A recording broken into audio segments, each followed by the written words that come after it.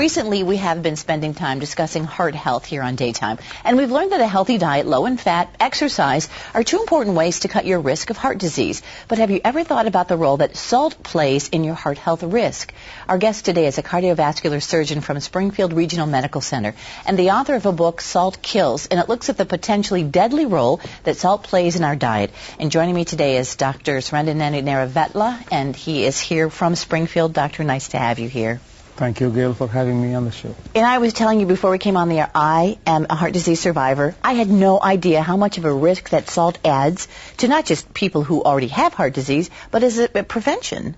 You're absolutely right. As you just pointed out in the very beginning, for years we've been telling people, do exercise, don't smoke, and don't eat animal fats. Three main reasons why you get heart disease.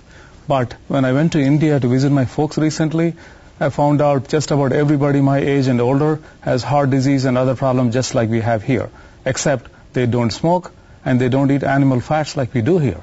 And then I found out by digging through the research that salt is the largest and by far the most widely ignored and also the most easily preventable cause of health problems. And that's how I ended up writing the book to explain it. This is interesting in the fact that you think you're the first one who's really written a book about the fact that salt can be so deadly, and that we really have been ignoring this for so long. Well, we know for a long time salt causes high blood pressure. Add salt to your food, you get high blood pressure. More salt you add, higher the blood pressure goes. But high blood pressure alone is not just a simple pesky problem. You can take one or two pills and forget about it. High blood pressure alone hurts millions of people by causing heart attacks, strokes, and kidney problems. That's just for starters. There's much more to it. What made you decide that this was an important book to write? Well, as I started digging, as I said earlier on, there is more to it than just high blood pressure.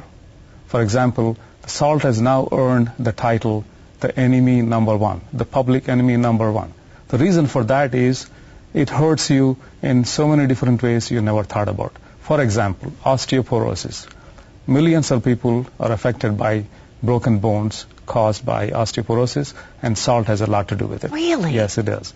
Childhood asthma, for example. It is a very common problem in schools nowadays. In some ethnic groups, almost every other child has asthma, and salt has a lot to do with it.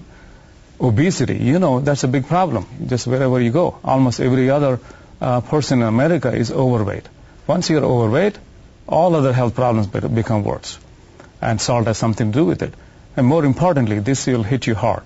Memory loss and Alzheimer's. Really? It has become an epidemic in this country. And would you know that the Alzheimer's Society says if you have salt-induced high blood pressure, the risk goes up 600%, not 6%. So this is what you have to look forward to unless you quit adding salt right now. Well, I was reading the book and I was concentrating on the heart chapters because that's what I had. And I did notice that there were many other maladies that salt contributes to. But my question to you is, it's not just about putting salt on our food. How do we as consumers know how to cut the salt in just the foods that we buy? Because there's sodium in everything as a preservative. Well, the short answer to your question, Gail, is that there's no excuse to add salt anymore as a preservative. The commercial company is doing it to sell more product. That's my opinion. But you need to pick the choice with the lowest salt possible in the things that you want to buy. But you also need to know that 80% of the excess salt we consume actually comes from preserved foods and processed foods, not that you're just adding it on the table. Right. So you have to be a good consumer and read labels, right? Yes, you do have to be a good consumer and read labels. The most interesting part about Salt Kills, besides the fact that it offers this new information, is that it's information for the everyday person. This is not a medical journal. This is for every folk. You're absolutely right, Gail. I want to just make one point here. We took the medical information from thousands of publications and simplified into eye-catching illustrations, easy to understand language, and simple analogies to explain how many different ways salt hurts you. I'll give you one example. Here is a graph show you to focus you on prevention. This guy here is mopping the wet floor without turning off the leaky faucet. Now in this analogy, the mop is the pills that we take. Unless you turn off the leaky faucet, the cause of it, the preventable cause, like salt intake, you're never going to catch up. We want you to turn off this leaky faucet. Don't just depend on the mop and take pills. Well, Doctor, we want folks to know that, yes, this book is available at Amazon.com, and they can find more information on the website that we have on the screen as well. It's a pleasure to have you here. Thank you so much. Thank you very much for having me.